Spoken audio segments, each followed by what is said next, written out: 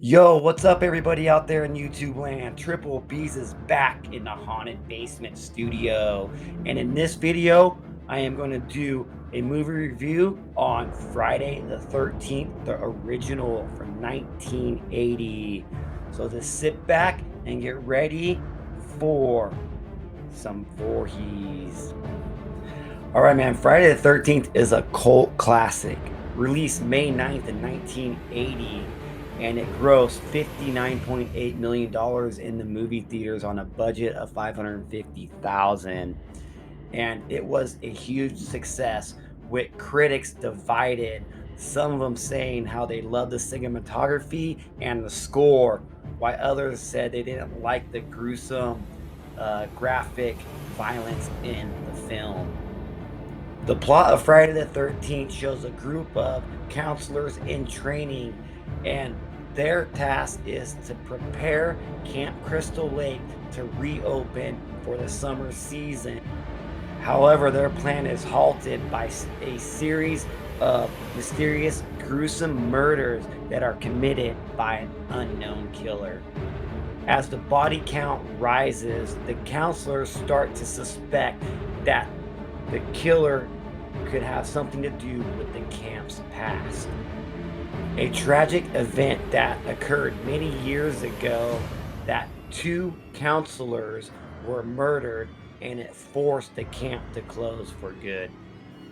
As the counselors race against time to uncover the truth and escape the killer's grasp, we are introduced to an unseen killer who's picking off the counselors one by one. And a young woman named Alice, who is the protagonist in our story, is determined to survive and bring the killer to justice. Throughout the film, we are treated to a series of suspenseful and gruesome death scenes as the killer stalks and kills the counselors one by one. The film climaxes a thrilling and intense final showdown between the remaining counselor, Alice, and the killer, which leads to a surprising and iconic reveal of the true identity of the killer. All right, man. Now let's get down to the more details of the story. So, in 1958, at Camp Crystal Lake, Barry and Claudia sneak into a storage cabin to have sex, where they are killed by an unseen killer.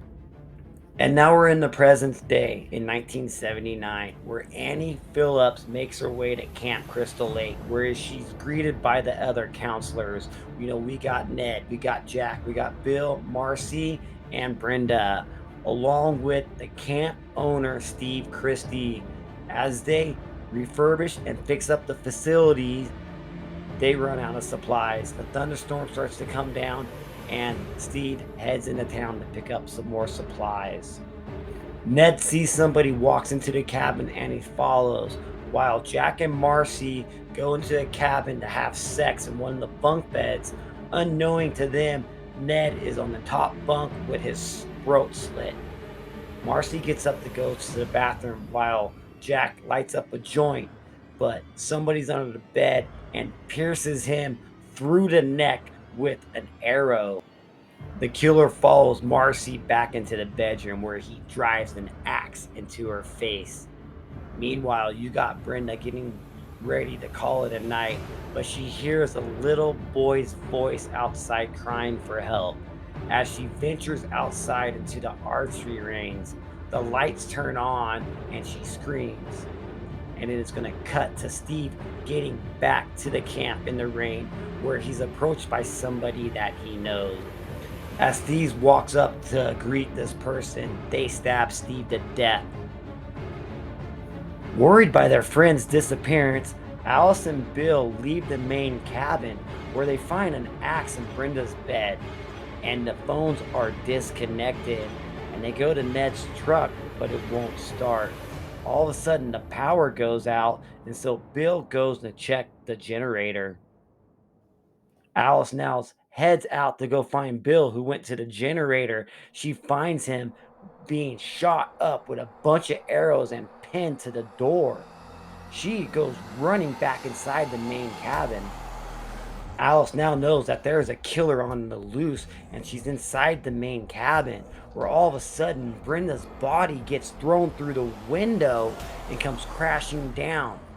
Alice then takes off, and then she sees a car approaching. Thinking that it's Steve, she runs out there, and an elderly woman gets out of the car, and she says her name is Pamela Voorhees, and she is friends with Steve. She reveals that her young son Jason in 1957 drowned at the camp because of the neglect of the counselors, because they were having sex instead. Revealing herself as the killer, she attempts to kill Alice, but Alice was able to knock her out unconscious. Pamela is going to go ahead and recover and try to kill Alice again with a machete, but Alice was able to overpower her and takes the machete and decapitates Pamela Voorhees. Now, Alice is super exhausted after having a fight with Pamela Voorhees and decapitating her. There's nobody at the camp, and it's starting to get light outside because it's been all night. She climbs into a canoe where she drifts off into the lake. As she's falling asleep, suddenly Jason's decomposing body reaches around and grabs Alice and pulls her into the water in Camp Crystal Lake. And suddenly she's awakened and she's in the hospital with the sheriffs around her. And she's asking, wait, what happened to the little boy? Where's the little boy? And they're saying, there was no little boy.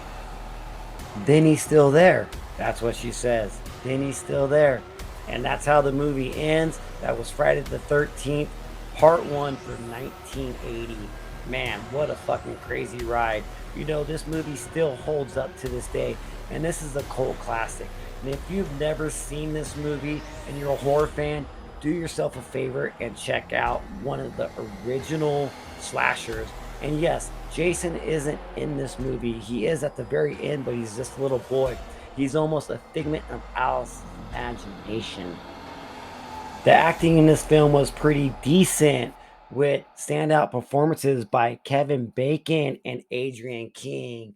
Also, the special effects are noteworthy, with being really good practical effects, adding overall creepiness to the film. All right, man, final thoughts on Friday the 13th?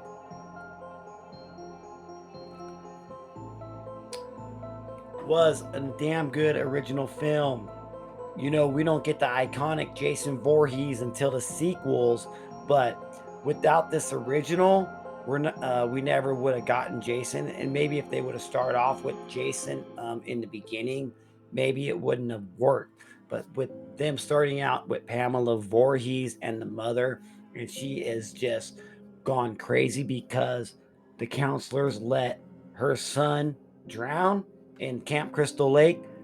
It's a pretty good premise to a story or maybe a series. And speaking of series, that we got the rights back out, and there's going to be a new Friday the 13th series that comes out. So I'm looking forward to that. But not jumping ahead too much, the end of this movie was good. Overall, was pretty good. You know, it is kind of got that, 80s. I mean, it was 1980, so we're even maybe talking the 70s. Some of the cheesiness that comes with it, but man, it is pretty damn good. It does hold up a little bit. There's some little spots where, maybe it doesn't. But overall, great fucking film. I'm going to give Friday the 13th, the original, I'm going to give it a 7 out of 10. I don't do point system. It's just going to be a solid number. So is glad I watched it. It is definitely worth the watch if you've never seen it. Like I said, if you're a horror fan, go check it out. All right, that's it for Triple B's. I am out of the haunted basement studio. Thank you for watching, and hit that sub button so you don't miss any more videos that I'm putting out. And hit the likes on the way out. And guess what? You motherfuckers, keep it whore. Laters.